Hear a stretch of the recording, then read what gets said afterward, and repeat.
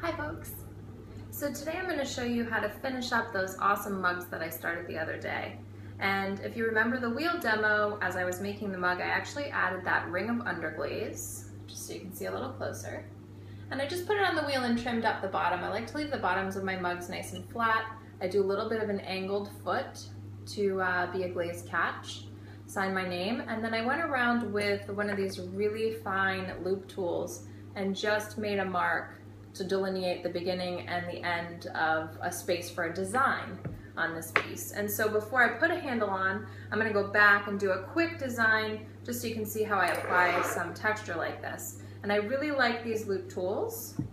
They come in all different shapes and sizes. And so you can see there's a triangular one, there are circular ones. They're great for sculpting and doing all this kind of carving technique, which I really, really love.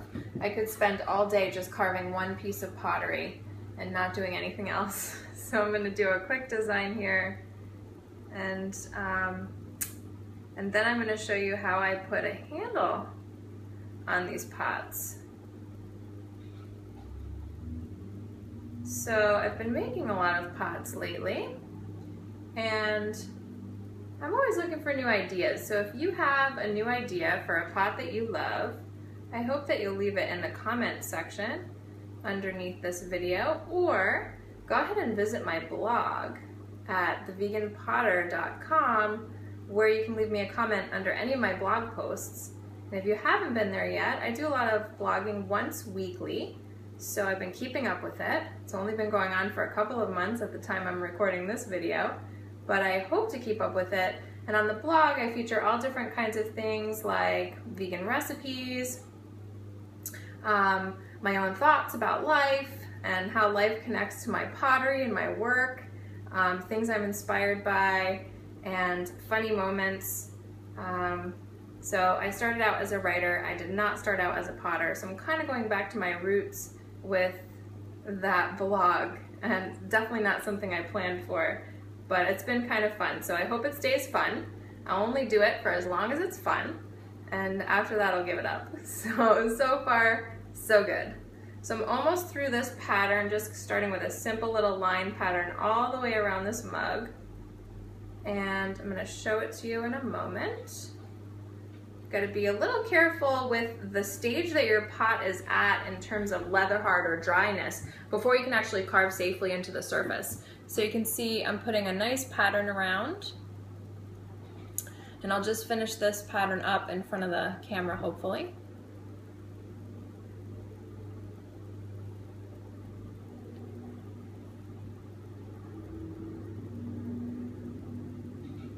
And you don't have to be worried about things really perfectly working out or connecting, because when you look around an entire pot, your eye's not going to connect that things don't perfectly mesh. So don't be too concerned with that kind of thing. And if there's an area you don't like, that's where you put your handle.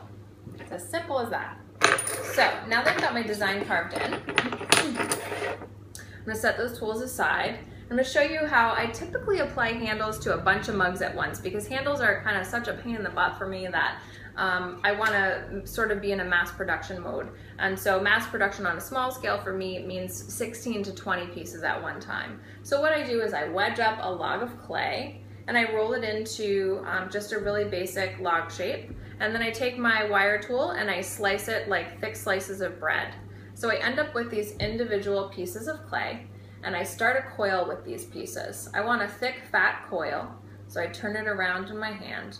I just set it on the table and give it a roll, which is probably jiggling the camera at the same time, so be a little careful. And then just flattening it out a smidge, I'm gonna take my knife and just slice the end of this piece off, because I won't need all of that clay for my handle, believe it or not. I'm gonna do a little roll to reform the edge and come back with my teeth rib tool.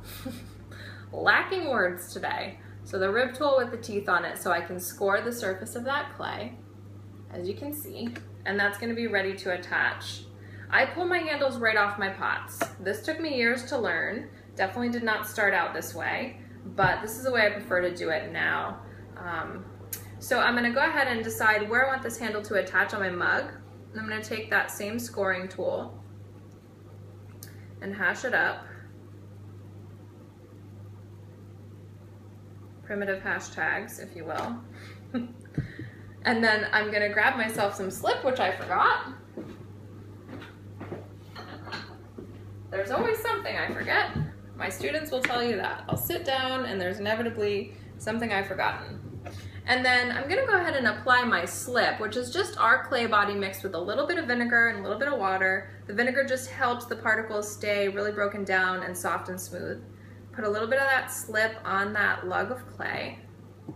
And I'm also gonna put a little bit of slip on the portion where the base part of the handle is going to attach to the mug. So I'm all set up and ready, and I don't have to stop sort of in the middle of that process of pulling.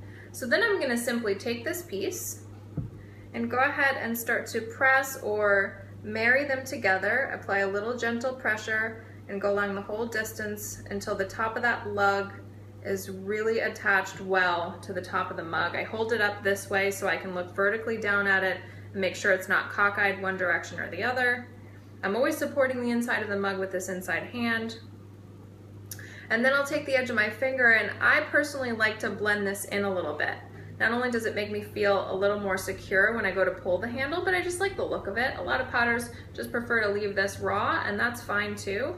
It's really personal preference in terms of aesthetics. So I'm gonna just go around real quick with a little bit of water on my finger. I like to smooth this area because this is a difficult area to get back to after we finish pulling. And then I'm gonna take my water container here, hopefully situate myself so that you can all see. And then I've got two different ways that I like to form my handles. I've got a circle grip, just a circle, and I've got peace fingers, right? So I start out with my circle grip. I just wet that handle. And I like to hold the handle so that the mug opening faces away from me, and then eventually I'll also hold it so that the mug turns towards me, and I'll show you why in a second.